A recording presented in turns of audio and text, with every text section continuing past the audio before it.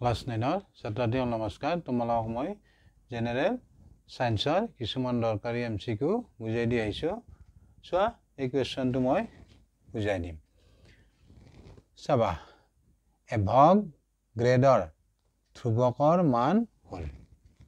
ইয়াতে মই চাৰিটা অপচন দিয়া আছে চাবা যিকোনো এটা পদাৰ্থৰ এক মলত 6.022 into 10 to the power 23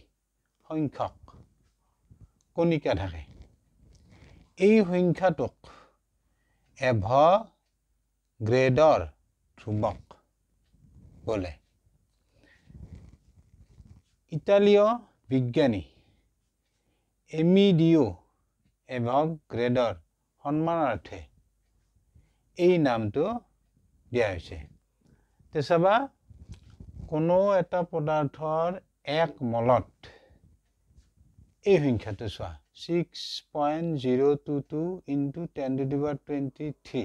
ইমান সংখ্যক কণিকা থাকে বা কণা থাকে বুলি তেওঁ পৰীক্ষাৰ দ্বাৰাই প্ৰমাণ কৰি উলিয়াইছে আৰু সেই কাৰণে তেওঁৰ সন্মানাৰ্থে এই সংখ্যাটোক আমি এভগ্ৰেডৰ ধ্ৰুৱক বুলি জানো গতি পালা অপচনটো বিচাৰি এই সংখ্যাটো হ'ব